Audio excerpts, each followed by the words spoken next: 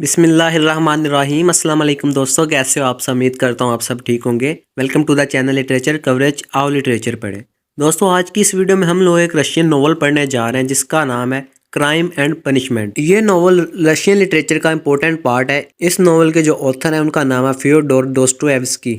इस नॉवल की जो ओरिजिनल लैंग्वेज है वो है रशियन और इस नॉवल का पॉइंट ऑफ व्यू है थर्ड पर्सन ओमनिसेंट। इस नॉवल के प्रोटैगनिस्ट का नाम है रोडियन रोमानोविच रास्कोल्निकोव। ये नॉवल 1866 को पब्लिश किया गया 12 मंथली इंस्टॉलमेंट्स में।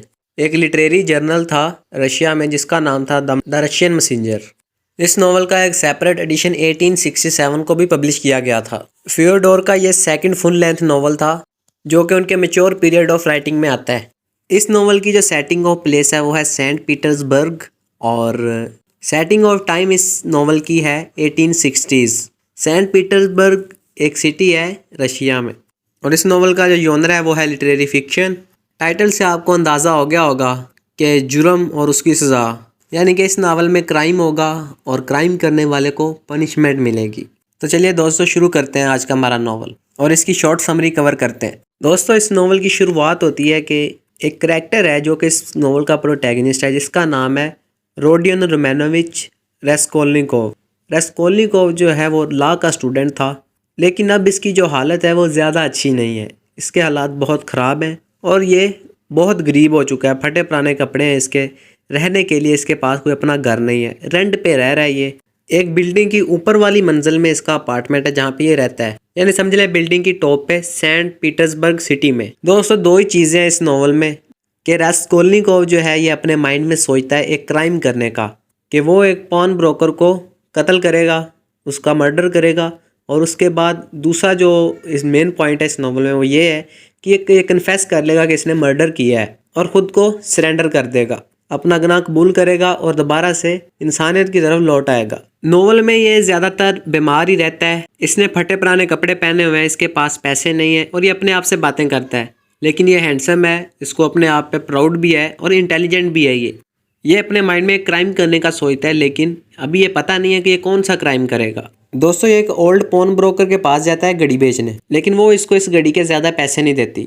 पॉन ब्रोकर का मतलब है कि कोई ऐसा शख्स जो कि चीज़ों का कारोबार करे, चीज़ों का लेन देन करे और इसके अलावा वो आपको कुछ रकम भी उधार दे, यानी कि जो सामान आप उनको दोगे उसके बदले में वो आपको रकम देंगे। तो एक ओल्ड पॉन ब्रोकर लेडी है जो कि इसी के अपार्टमेंट में रह रही है। रास्कोल्निकोव जहाँ पे रह रहा है ना, जिस अपार्टमेंट में, उसी अपार्टमेंट में ये लेडी रह रही है। ये काफ़ी बूढ़ी है।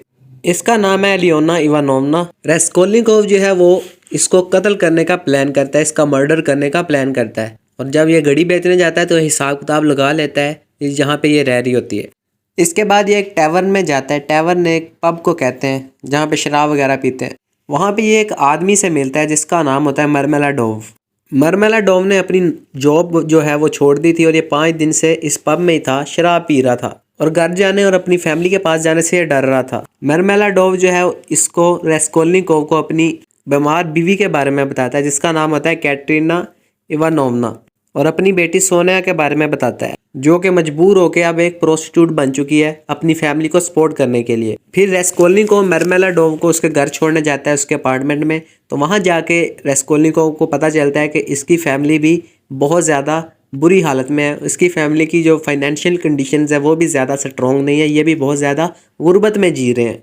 अगले दिन रास्कोल्निकोव को इसकी मदर पल्चेरिया अलेक्जेंड्रोवना से एक लेटर रिसीव होता है कि अलेक्जेंड्रोवना की बेटी डनिया यानी रास्कोल्निकोव की जो बहन है उसने इंगेजमेंट कर लिया एक गवर्नमेंट ऑफिशियल के साथ जिसका नाम है लुजिन। और ख़त में ये भी लिखा होता है कि रास्कोल्निकोव की माँ अलेक्जेंड्रोवना और इसकी बहन डनिया ये सेंट पीटर्सबर्ग आ रहे हैं। इसके बाद रास्कोल्निकोव एक और टैवर्न में जाता है जहाँ पे ये एक स्टूडेंट को ये बोलते हुए सुनता है कि अगर वो ओल्ड पान ब्रोकर मर जाए ना तो बहुत सारे लोगों को खुशी मिलेगी। वही पान ब्रोकर जो कि रास्कोल्निकोव के अपार्टमेंट में रह रही है, एलियोना इवानोवना। तो सोसाइटी अच्छी हो जाएगी, ये एक स्टूडेंट बोलता है। तो रास्कोल्निकोव उसको ये बोलते हुए सुन लेता है। गली में कुछ लोग बात कर रहे होते हैं कि अगली शाम को पॉन ब्रोकर जो है वो अपने घर पे, अपने अपार्टमेंट पे अकेली होगी। फिर रास्कोल्निकोव सो जाता है आराम से। अगले दिन उठता है, एक कुल्हाड़ी लेता है और उसको सजाता है, ये दिखाने के लिए कि वो इस कुल्हाड़ी को बेचेगा पॉन ब्रोकर को। फिर इस रात को ये पॉन ब्रोकर के अपार्टमेंट में जाता है और उसको जाके कत्ल कर देता है। कुल्हाड़ी तो इसलिए सजाई होती है ना कि ये मैं बेचने आया हूँ, लेकिन इस बहाने जाके कत्ल कर देता है उसको। फिर रूम में इधर उधर ये ना रकम ढूंढ रहा होता है कि कुछ पैसे मिल जाएं इसको पॉन ब्रोकर के घर से, एलियोना इवानोवना के घर से, उसके रूम से। तो तब एलियोना की बहन आ जाती है लिजावेटा, और रास्कोल्निकोव उसे भी मार देता है। फिर ये बचते बचाते कि किसी की नज़र न इस पर पड़े अपने अपार्टमेंट में आता है और सोफे पर सो जाता है। अगली सुबह जब ये उठता है तो इसको फिक्र होती है कि खून के दाग इसके कपड़ों पर भी लगे होंगे, तो ये अपने कपड़े तलाश करता है कि कहीं खून तो नहीं लगा उन पे।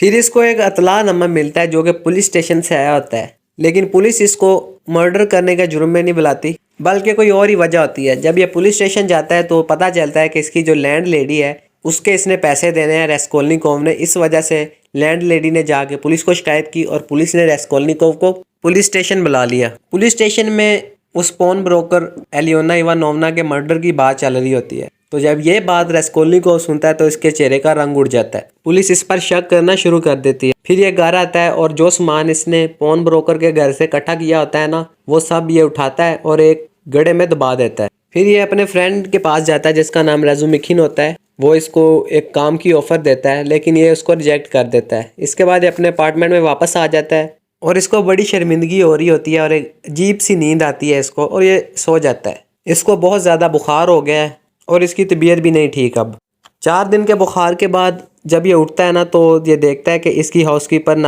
नास्टेसिया और इसका दोस्त राजुमिखिन इसकी केयर कर रहे होते हैं। रास्कोल्निकोव को पता चलता है कि एक डॉक्टर जोसिमोव और एक डिटेक्टिव ज़ेमियोटोव ये भी इसके घर का विजिट कर चुके हैं। सब लोग ये नोटिस कर लेते हैं कि रास्कोल्निकोव के सामने जब उन मर्डर्स का जिक्र किया जाता है ना, एलियोना इवानोवना और उसकी बहन लिजावेटा का, तो रास्कोल्निकोव का रंग उड़ जाता है। ये बड़ा अनकंफर्टेबल फील करता है। इसकी बहन डनिया और इसकी बहन का फयोंसी जो होता है लूजिन, ये दोनों भी इसको विजिट करने आते हैं रास्कोल्निकोव को। लूजिन के साथ झगड़ा हो जाता है रास्कोल्निकोव का। रास्कोल्निकोव लूजिन को ज़्यादा पसंद नहीं करता। फिर रास्कोल्निकोव एक कैफ़े में जाता है जहाँ पे वो ये कन्फेस करने वाला होता है ज़ेमियोटोव के सामने, यानी कि पुलिस डिटेक्टिव के सामने। एक यंग पुलिस डिटेक्टिव है ज़ेमियोटोव जो है, इसके सामने ये कन्फेस करने लगा होता है कि इसने मर्डर किया है। फिर ये वापस अपने घर की तरफ जा रहा होता है। रास्ते में इसको पता चलता है कि मार्मेलाडोव के ऊपर से एक कैरियज गुजर गया है। मार्मेलाडोव का एक्सीडेंट हो जाता है और वो बहुत बुरी तरह ज़ख्मी हो जाता है। तो रास्कोल्निकोव उसकी हेल्प करता है, उसको उठाता है और उसके अपार्टमेंट तक लेके जाता है, लेकिन वहाँ पे उसकी डेथ हो जाती है। मार्मेलाडोव मर जाता है। अपार्टमेंट में ये सोनिया से मिलता है और इसकी मदर से मिलता है, सोनिया की मदर और मार्मेलाडोव की वाइफ से, और उनको 20 रूबल्स दे देता है। राजुमिखिन के साथ फिर रास्कोल्निकोव अपने अपार्टमेंट में वापस जाता है। वहाँ पे देखता है कि इसकी सिस्टर और इसकी मदर इसका वेट कर रहे हैं। तो रास्कोल्निकोव नाराज़ हो जाता है कि ये क्यों आई हैं इधर। अपनी माँ और बहन को कहता है कि रूम से बाहर चली जाएं, और गुस्से में बोलता है डनिया को कि तुम ना लूजिन के साथ अपनी इंगेजमेंट तोड़ दो। राजुमिखिन जब देखता है ना दुनिया को, इसकी बहन को, रास्कोल्निकोव की, तो वो इसके प्यार में पड़ जाता है। अगली सुबह राजुमिखिन जो होता है वो रास्कोल्निकोव की मदर पल्चेरिया अलेक्जेंड्रोवना और उसकी सिस्टर दुनिया के सामने उसके करैक्टर के बारे में बयान करता है कि आजकल जो रास्कोल्निकोव है ये बीमार रहता है और इसकी तबीयत कुछ ठीक नहीं रहती है, परेशान सा रहता है। इसके बाद ये तीनों जने वापस आ जाते हैं रास्कोल्निकोव के अपार्टमेंट में। जो डॉक्टर जोसिमोव होता है वो बताता है कि रास्कोल्निकोव की तबीयत अब काफ़ी बेहतर हो रही है। फिर रास्कोल्निकोव अपनी मदर से और अपनी सिस्टर से माफ़ी मांगता है अपने बिहेवियर के लिए, जो कि उसने पिछली रात किया होता है। जो गुस्से से बोला होता है ना उसने कि रूम से बाहर चले जाओ तुम दोनों, और बताता है कि उसने पैसे जो है ना जो उसके पास थे उसने मार्मेलाडोव के ख़ानदान को दे दिए, उसकी बेटी और उसकी बीवी को दे दिए। ये माफ़ी तो मांग लेता है, लेकिन फिर से डनिया के साथ गुस्सा हो जाता है और उसको कहता है कि तुम लूजिन के साथ शादी नहीं करोगी। डनिया बताती है कि वो इस शाम लूजिन के साथ मिलने जा रही है और लूजिन ने कहा है कि रास्कोल्निकोव को मत लेके आना। और दुनिया खुद कहती है रास्कोल्निकोव को कि तुम हमारे साथ ना ही आओ, मैं भी यही चाहती हूँ कि तुम ना आओ। रास्कोल्निकोव मान जाता है। इस वक्त पे सोनिया आ जाती है रूम में और रास्कोल्निकोव को इनविटेशन देती है कि उसके फादर के फ्यूनरल पर आना, यानी कि मार्मेलाडोव के फ्यूनरल पर वो आए। तो रास्कोल्निकोव मान जाता है। जब सोनिया अपने घर वापस जा रही होती है तो उसको फील होता है कि कोई स्ट्रेंजर उसका पीछा कर रहा है। वो होता है स्विड्रिगेलोव, जो कि डनिया का बॉस होता है और डनिया को बहुत ज़्यादा पसंद करता है। फिर रास्कोल्निकोव मजिस्ट्रेट से मिलने जाता है जो कि मर्डर का इंचार्ज होता है, वो वॉच रिकवर करने के लिए जो कि उसने पॉन ब्रोकर को दी होती है। वहाँ पे ये पोर्फिराय पेट्रोविच से मिलता है जो कि राजुमिखिन का, इसके दोस्त का रिलेटिव होता है। रास्कोल्निकोव और पोर्फिराय की बहुत ही शदीद बहस होती है मर्डर्स के बारे में। रास्कोल्निकोव को पता चल जाता है कि पोर्फिराय को शक हो गया है और अब ये इसको फंसाने की कोशिश कर रहा है साइकोलॉजिकली। फिर अपने दोस्त रेजुमिखिन के साथ बात करता है रेस्कोल्निकोव, और ये बात आपस में करते हैं कि जो पोर्फिराई है ना, वो शक कर रहा था रेस्कोल्निकोव पे। रेस्कोल्निकोव फिर अपने घर वापस आ जाता है और उसको पता चलता है कि कोई आदमी इसके घर पे आया था इससे मिलने। इस रात जब सोता है ना रेस्कोल्निकोव, तो इसको एक बहुत ज़्यादा डरावना ख्वाब आता है उस पॉन ब्रोकर लेडी एलियाना इवानोवना के मर्डर के बारे में। जब वो उठता है तो वो स्ट्रेंजर इसके रूम में होता है। ये वही आदमी है स्विड्री गेलोव, जो कि डनिया का बॉस होता है, और ये बात भी करता है कि डनिया जो है वो लूजिन से अपनी इंगेजमेंट तोड़ दे, क्योंकि लूजिन जो है वो इसके काबिल नहीं है। ये एक ऑफ़र देता है रेस्कोल्निकोव को कि ये डनिया को 10,000 रूबल्स देगा। ये बात भी करता है कि इसकी जो बीवी मर चुकी है मरफा पेट्रोवना, उसने डनिया को 3,000 रूबल्स दिए थे अपनी खुशी से। लेकिन रेस्कोल्निकोव ये ऑफ़र मानने से इनकार कर देता है और जो स्विड्री गेलोव होता है वो वहाँ से चला जाता है। फिर रेजुमिखिन और रेस्कोल्निकोव उस रेस्टोरेंट में जाते हैं जहाँ पे इसकी बहन डनिया, उसका फियोन्सी लूजिन और उसकी मदर अलेक्जेंड्रोवना बैठे होते हैं। रेजुमिखिन जो कि दोस्त है इसका रेस्कोल्निकोव का, वो इसको बताता है कि यार हाँ, ऐसा लग रहा है कि पुलिस तुम पे शक कर रही है। ये बात मुझे पक्की लग रही है कि पुलिस को अब तुम पे शक हो गया है। तो फिर रेस्कोल्निकोव बताता है जाके अपनी बहन को और अपनी माँ को कि स्विड्री गेलोव शहर में आ चुका है और इसने ये ऑफ़र दी है। अब लूजी जब ये देखता है कि उसने तो मना किया था कि रेस्कोल्निकोव को ना लेके आए डनिया, और फिर ये आ गया है, तो वो बहुत गुस्सा आता है और इंसल्ट करता है इसकी फैमिली की, डनिया की फैमिली की।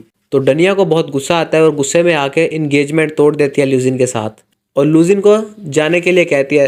तो वो लूजिन फिर वहाँ से चला जाता है और वहाँ पे जितने भी लोग होते हैं वो बहुत इंजॉय करते हैं, बहुत खुश होते हैं कि लूजिन चला गया है। फिर काम के बारे में बात करते हैं कि कोई बिजनेस करते हैं। रेजुमिखिन ये बात करता है तो रेस्कोल्निकोव कहता है नहीं यार, ऐसा कुछ नहीं, हमने नहीं करना। तो फिर चला जाता है रेस्कोल्निकोव रूम छोड़ के। तो पीछे जाता है रेजुमिखिन और जाके नोट करता है ये बात कि रेस्कोल्निकोव ने मर्डर किया है और वो अब शर्मिंदा है अपनी इस गलती पे। रेजुमिखिन वापस आता है डनिया के पास और रेस्कोल्निकोव की मदर के पास और उनको यकीन दिलाता है कि वो इनकी मदद करेगा मुश्किल हालात में। फिर ये मरमेलाडोव के अपार्टमेंट में जाता है, वहाँ पे ये सोनिया से मिलता है। तो इसको पता चलता है कि जो मर्डर इसने किए हैं ना रेस्कोल्निकोव ने, उनमें से जो लिज़ावेटा थी वो सोनिया की रिलेटिव थी।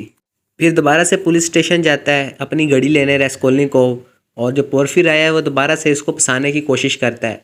तो रेस्कोल्निकोव उसको बोलता है कि तुम क्यों ऐसे कर रहे हो, तुम क्यों मुझे साइकोलॉजिकली फंसाने की कोशिश कर रहे हो, तुम गेम खेल रहे हो मेरे साथ। फिर वहाँ पे एक आदमी आता है अचानक से स्टेशन में जिसका नाम निकोलाई होता है, वो एक वर्कमैन होता है। तो वो आके ये बात मान लेता है कि उसने मर्डर किया है, क्योंकि उसको उन्होंने शक के घेरे में लिया होता है पुलिस वालों ने। तो वो ये बात मान लेता है मजबूर होके कि उसने मर्डर किया है, हालांकि उसने कोई मर्डर नहीं किया होता। जब रेस्कोल्निकोव उससे पूछता है तो उसको पता चलता है रेस्कोल्निकोव को कि निकोलाई ने कोई भी मर्डर नहीं किया। और फिर वो मरमेलाडोव के घर जाता है फिर से। वो मेमोरियल डिनर होता है, उसकी बीवी ने रखा होता है कैटरीना इवानोवना ने। इसके बाद क्या होता है, लूजिन और उसके रूममेट का अपार्टमेंट दिखाया जाता है। लूजिन के रूममेट का नाम है लेबेजनिकोव। वहाँ नफरत का इजहार कर रहा होता है जो लूजिन होता है और रेस्कोल्निकोव के खिलाफ, और उसको ही जिम्मेदार ठहराता है अपनी इंगेजमेंट के टूटने का। फिर लूजिन को भी उसने दावत दी होती है सोनिया ने कि तुम भी आना डिनर पे, मेमोरियल डिनर जो मरमेलाडोव की याद में रखा होता है। तो ये मना कर देता है पहले तो।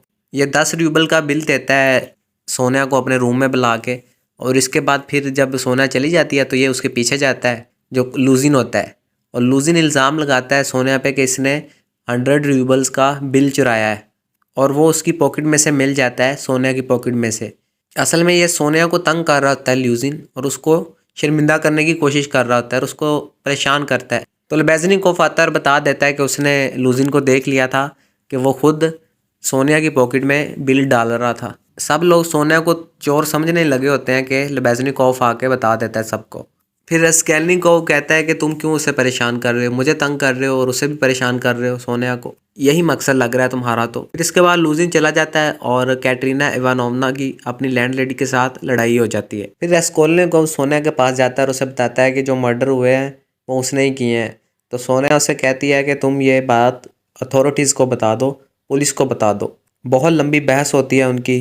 फिर लेबेजनिकोव आके बताता है कि कैटरीना इवानोवना पागलों वाली हरकतें कर रही है बच्चों के साथ और भीख मांग रही है। तो सोनिया जो है वो अपनी मदर को देखने चली जाती है, और जो रेस्कोल्निकोव होता है वो अपनी सिस्टर डनिया के पास चला जाता है। और वो भी जब जाके देखता है गली में तो देखता है कि वो पागलों की तरह नाच रही होती है जो कैटरीना इवानोवा होती है और डांस कर रही होती है। तो उसका एक पुलिस वाले के साथ झगड़ा हो जाता है कैटरीना इवानोवा का, और जब उसे घर लेके आ जाता है तब वो मर जाती है, पागल हो जाती है और मर जाती है। फिर स्वीडरी गैलोव कहता है कि वो फ्यूनरल का और बच्चों की केयर का खर्चा उठाएगा। स्वीडरी गैलोव रेस्कोल्निकोव को कहता है कि उसे पता है कि रेस्कोल्निकोव ही मर्डरर है। रेस्कोल्निकोव का दिमाग थोड़ा घूम जाता है जब वो सोनिया के आगे ये बात कर देता है कि उसने ही मर्डर किए हैं। तो रेजुमिखिन आके बताता है कि तुमने ये क्या किया रेस्कोल्निकोव, तुमने ये क्या किया, तुमने अपनी माँ को और अपनी बहन को कितना ज़्यादा दुख दिया है। इसके बाद पोर्फिराय आ जाता है, जो कि हम जानते हैं कि एक पुलिस वाला है। वो आके फिर से माफ़ी मांगता है इससे रेस्कोल्निकोव से कि मुझे माफ़ कर दो कि मेरा बिहेवियर ठीक नहीं था पुलिस स्टेशन में, जो मैंने तुम पर शक किया और तुम्हारे साथ ऐसी गेम खेली। तो फिर पोर्फिराय कहता है कि मुझे पता है कि तुम ही कातिल हो, लेकिन मेरे पास कोई सबूत नहीं है कि मैं तुम्हें अरेस्ट कर सकूं। तो तुम मान जाओ ये बात कि तुमने ही कत्ल किए हैं, तो मैं तुम्हारी सज़ा कम करवा दूंगा अगर तुम खुद ये बात मान लो कि तुमने ही कत्ल किया है रेस्कोल्निकोव। फिर रेस्कोल्निकोव जो है वो उसको ढूंढने चला जाता है स्वीडरी गैलोव को। स्वीडरी गैलोव उसको एक कैफ़े में मिल जाता है। तो स्वीडरी गैलोव बताता है कि उसने 16 साल की लड़की से इंगेजमेंट कर ली है। स्वीडरी गैलोव फिर डनिया से मिलता है और उसे कहता है अगर उसने इससे शादी ना की तो ये उसका रेप कर देगा डनिया का। तो डनिया क्या करती है कि रिवॉल्वर पकड़ती है और फायर करती है इस पर, स्वीडरी गैलोव पर, लेकिन ये बच जाता है। और जब स्वीडरी गैलोव को अंदाज़ा होता है कि डनिया इसको ज़रा भी पसंद नहीं करती, तो ये उसको जाने देता है और अपना रिवॉल्वर अपने पास रख लेता है। फिर ये क्या करता है, आवारा घूमने लग जाता है सेंट पीटर्सबर्ग की गलियों में। फिर ये 3000 रूबल डनिया को देता है और 15,000 रूबल्स अपनी फेयोंसी की फैमिली को देता है और एक होटल में रूम बुक कर लेता है। वहाँ पे अगली सुबह ये सुसाइड कर लेता है, खुद को मार देता है स्वीडरी गैलोव जो है। फिर रेस्कोल्निकोव क्या करता है, अपनी माँ के पास जाता है, अपनी बहन के पास जाता है, अपनी माँ को कहता है कि वो हमेशा प्यार करता रहेगा अपनी माँ से, और अपनी बहन को बताता है कि वो अब कन्फेस कर लेगा कि उसने कत्ल किए हैं। इसके बाद ये सोनिया के पास जाता है, तो सोनिया इसको एक क्रॉस देती है पहनने के लिए। फिर ये एक मार्केट प्लेस में जाता है, वहाँ पे ये ज़मीन को चूमता है और उसके बाद पुलिस स्टेशन चला जाता है। वहाँ जाके उसको पता चलता है कि स्वीडरी गैलोव की मौत हो चुकी है, उसने सुसाइड कर ली है। रेस्कोल्निकोव सोचता है कि वो अब नहीं बताएगा मर्डर्स के बारे में पुलिस को, लेकिन जैसे उसे सोनिया का ख्याल आता है तो वो पोर्फिराय को बता देता है कि उसने ही मर्डर्स किए हैं। इस नॉवल की कहानी फिर एंडिंग की तरफ जाती है। जो रेस्कोल्निकोव वो एक जेल में होता है साइबेरिया में, वहाँ पे ये 9 महीने से रह रहा है जेल में।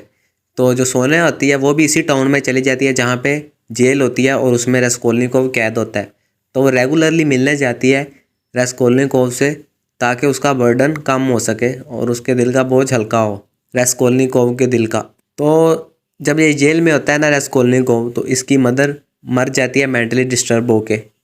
मेंटली डिस्टर्बेंस की वजह से इसकी माँ भी मर जाती है। तो इसकी बहन डनिया और इसका दोस्त रेजुमिखिन ये दोनों शादी कर लेते हैं। माजी के अच्छे कामों की वजह से जो अदालत होती है वो इसको मौत की सज़ा नहीं सुनाती रेस्कोल्निकोव को, बल्कि वो इसे 8 साल की कैद की सज़ा सुनाती है और हार्ड वर्क करना पड़ेगा, मतलब जेल में काम करना पड़ेगा, मुशक्क़त करनी पड़ेगी और 8 साल जेल में रहना पड़ेगा। ये सज़ा होती है रेस्कोल्निकोव को। फिर अचानक से रियलाइज़ होता है इसको रेस्कोल्निकोव को कि ये सोनिया से सच्चा प्यार करता है और अपने जुर्म पर, अपने क्राइम पर जो इसने मर्डर किया होता है उस पर यह बहुत ज़्यादा शर्मिंदगी का इजहार भी करता है। जैसे पहले थोड़ा सा प्राउड फील करता था अपने आप पे, वैसे ही फिर से अपने आप पे प्राउड फील करता है और सोचता है कि जैसे वो मर्डर करने से पहले सोसाइटी से अलग रहता था, बीमार रहता था, ख्यालों में रहता था, अपने आप से बातें करता था, अब भी वो वैसा ही है। तो फिर सोनिया के साथ इसको प्यार हो जाता है और ये अपने जुर्म पर शर्मिंदा होता है, तो इसके साथ ये नॉवल ख़त्म हो जाता है। दोस्तों आज की वीडियो में बस इतना ही। उम्मीद करता हूँ आपको समझ आई होगी।